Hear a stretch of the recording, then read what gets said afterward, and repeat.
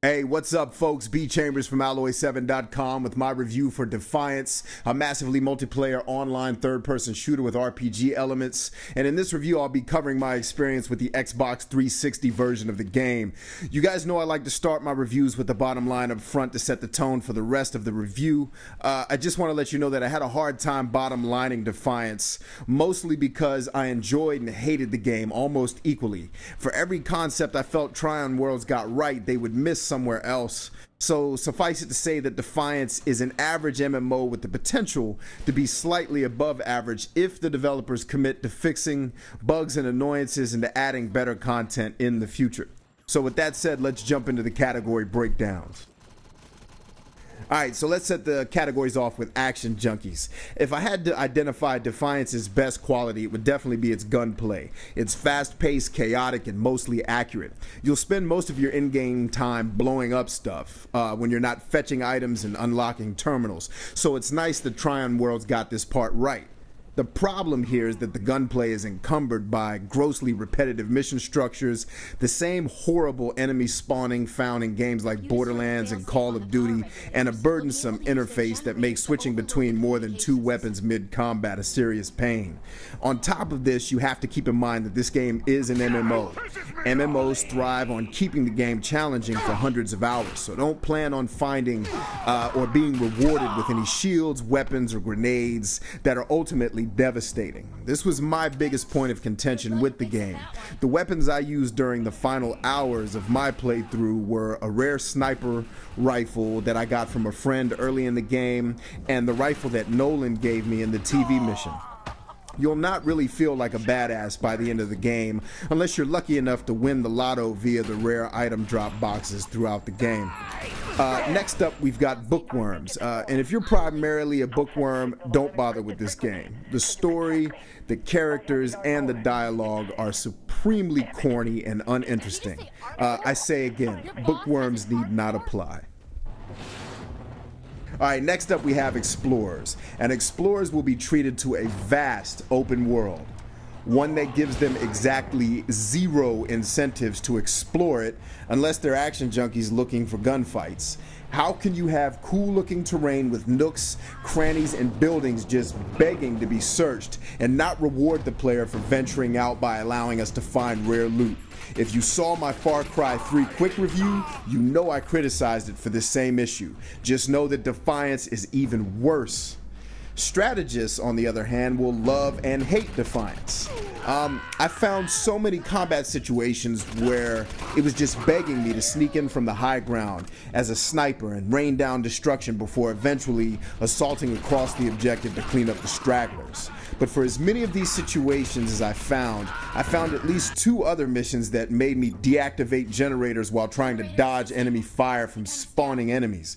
Not to mention the plethora of missions that make you defend an uplink station while 200 bad guys spawn out of nowhere and descend upon your location. Defiance is truly a mixed bag when it comes to strategy, and it doesn't get away from any of the memes that are popular in MMOs in this case, or even in other shooter games. And I've got to take points off for that. Sometimes you're gonna love what you're served with, but other times you're gonna hate it if you're a strategist. Unfortunately for me, the love sequences were few and far between. Builders was the second category where I felt like Defiance let me down. I bought Defiance hoping that it would scratch the itch I felt like Borderlands 2 couldn't. I'm specifically talking about giving me a more fleshed out character development and customization system. Defiance did deliver this, but then squelched it with leveling that takes too long and limiting the amount of passive and active skills I could use at a given time based on what my level or my power level in this case was. But again, this is an MMO. If you enjoy MMOs, you probably won't gripe about this as much as I did because you'll be willing and really used to investing hundreds of hours to get your character up to par. I'm a bit more impatient than the average MMO player, so take my criticism here with a grain of salt. But also know for you customizers out there that fall into this category, a lot of the armor sets that you're given, which from what I remember don't really affect your defense. That's taken care of by your shields, but a lot of the armor sets that you can use to customize how your player looks are just downright whack. and ugly, ridiculous looking, from the headgear all the way down to the sets themselves. I found one or two cool ones, but basically stuck with the one that I got at the beginning of the game because the rest of them didn't match up in any sense. Okay, so next let's talk about collaborators and competitors. This is an MMO, so expect it to be more fun with friends. But honestly, unless you have a group of friends who are willing to play this game with you, don't expect to link up with too many people while playing online. And again, I'm playing the Xbox 360 version for the purpose of this review. From my experience, most of the people in game are focused on the Arkfall events that seriously get old after you've done about 5 or so. For an MMO, it feels a lot more like a single-player adventure. In the game's defense, I will say that I believe many gamers are waiting to see how it develops over time before they jump in. So this will most likely get better with time, but for now, I found only a handful of people who were willing or even tried really to engage with me during my playthroughs when I would encounter them in different situations where they were on screen. On that note, we also have competitors. There is a person versus person mode. It is functional and can be fun. Just don't expect it to be mind-blowing, and don't let it be the main reason you decide to play this game. Oh, and plan to use stealth and shotguns because you'll probably get blasted by all the other people who are doing so if you choose not to.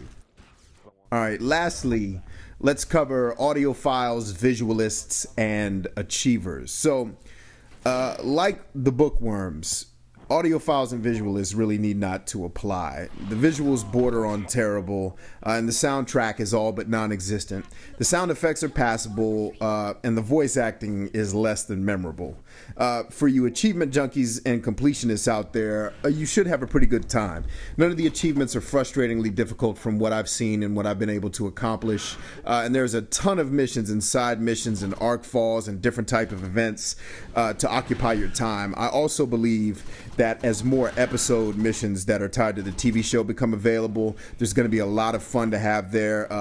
From start to finish, from all of the main quests I did all the way into the side quests that I did. The most fun I've had in this experience was part of the final mission and the made-for-TV mission that's come out so far. So look for those in the future if you're already playing the game.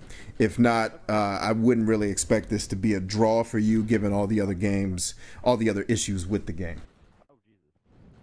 Okay, friends, so let's wrap up here. So this was a long review, so I want to keep the wrap up brief.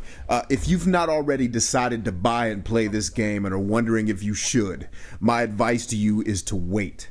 Wait until more and better content comes out. Wait until they fix some of the bugs that have been lingering since launch, and wait and see if they address any of the issues I've outlined in the review if you share the same pet peeves that I had with the game.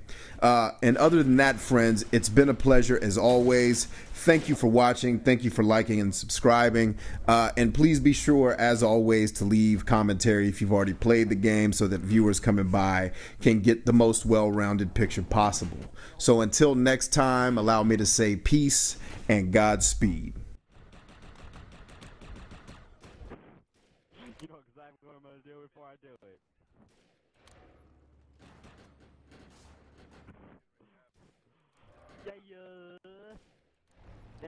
Dude. Oh god, it hit the Monarch. Ow. Ow.